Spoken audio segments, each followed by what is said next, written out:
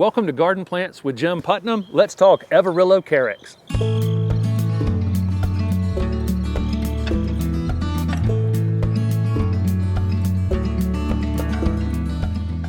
This is Carex Everillo.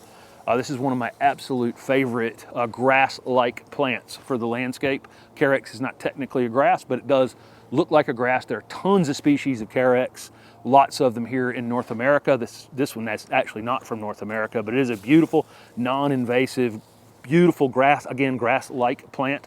These are evergreen. They have amazing texture and amazing color in the landscape.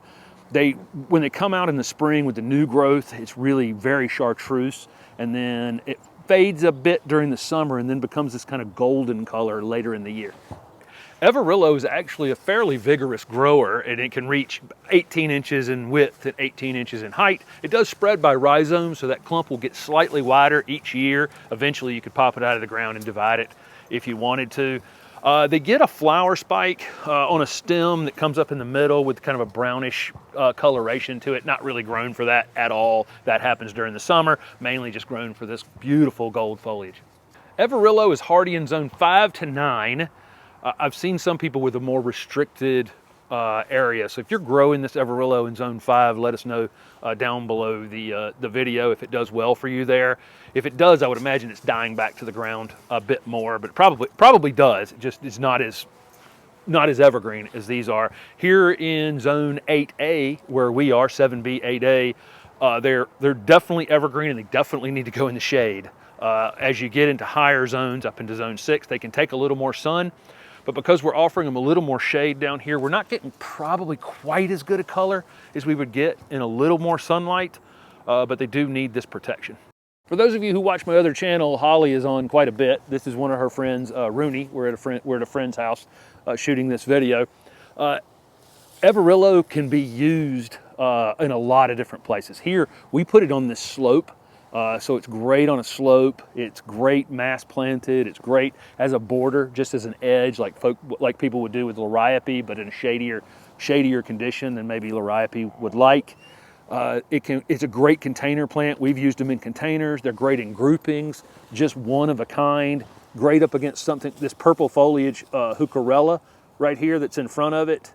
Really, the foliage contrast, the shape of the foliage and the color of the foliage contrast nicely with it. Of course, it looks great with dark green evergreen shrubs that are sitting behind it. So, gosh, this thing has a lot of different uses in a moist, well-drained shade space. You met Holly's friend Rooney. This is Hank. This is Stephanie's son. Dog. He's a husky, and he is very, very, very busy, as you've probably seen in this video. Still a puppy. Planting requirements are, don't put it in a waterlogged space. This spot on this slope actually stays moist in this backyard, but it's not wet, drains off well because it's on a slope. So just look out for a space that would be actually holding water in between rains. Other than that, it can go in the ground without any problem.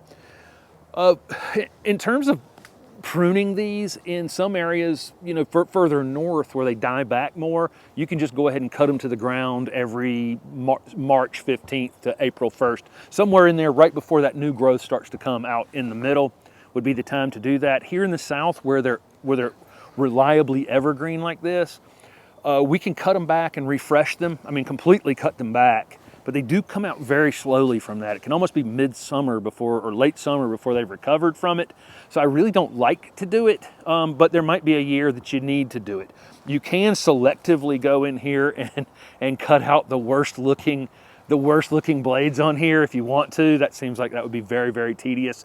So my suggestion would be wait every few years and just cut them back in the late winter. They can be fertilized with an organic fertilizer in the late winter, but they really doesn't require that. They'll take pretty much any soil type. They're pH, they're non-pH selective.